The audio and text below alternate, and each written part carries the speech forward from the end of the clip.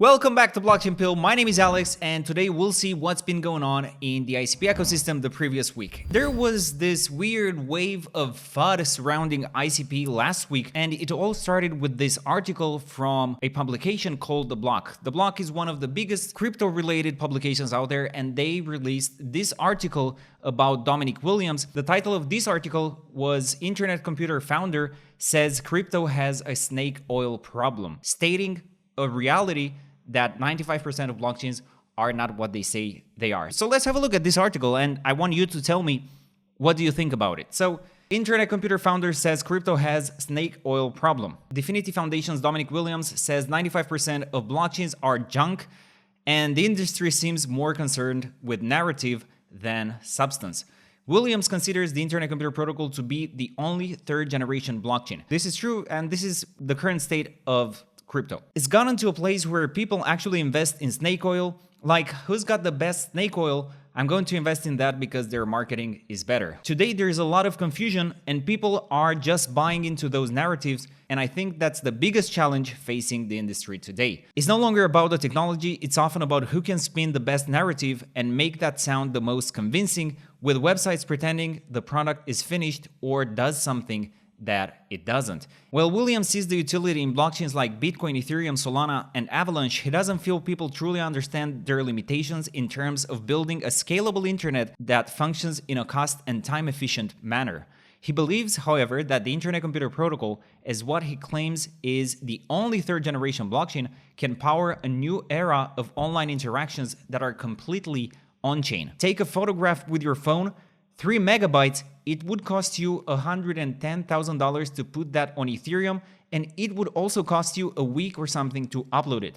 On Solana, a phone photo would cost around $400. To me, this is the block amplifying the message of Dominic Williams when he's trying to explain to the crypto world the hard truth that most of the blockchains and most of the tokens that people blindly invest in, they're not bringing any innovations to the table. Solmail, a project on Solana, felt attacked by one of the interviews that I did with Dominic. They were mainly offended by the title that I used. The title was Dominic Williams Destroys Sol in 30 seconds. I was asking Dominic if he heard about this Solmail project on Solana and that they managed to send the first Solana on-chain email. This was his response, and this triggered a lot of people. There's a lot of smoke and mirrors in blockchain, right? There's a lot of decentralization theater. I haven't looked into the Solana on-chain demo, but Solana can't store a phone photo, right? So how on earth is it storing emails which might have PDF attachments and things like that? Doesn't make any sense. What they're probably doing is storing the hash of an email on-chain or something like that, I'd imagine, which is something very different to running a communication system on-chain. So this was Dominic's response, and then, Solmail posted this. The entire community is so hateful towards Solana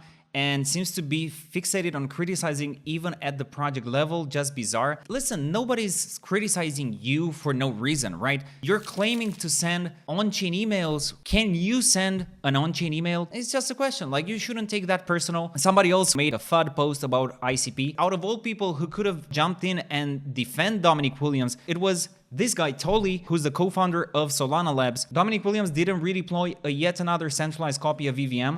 They did a bunch of cool open source work on what quorums can do with cryptography and threshold signatures. So I think that Dominic's relationship with Solana is way closer than, us, the people, think it is. And now let's leave the FUD behind because we have some happier news. Dfinity did a post about ICP's 3rd anniversary, and they say that it's going to be epic. Join us at Dfinity HQ in Zurich for a full-day event featuring keynotes, panels, demos, and an after-party. Dive into sessions on cryptography, chain fusion, AI, and much more. And actually, for the people that are, big fans of Dfinity, big fans of ICP, investors, developers on the Internet Computer Protocol that want to attend this event, ICP is hosting a contest to celebrate the 10 reasons the Internet Computer will win. And to participate, you need to use this article and put it in your expression of choice, so it can be a video, an article, a game, or whatever you want to do. Publish your creation on your X handle. Reply to this post with a link to your submission.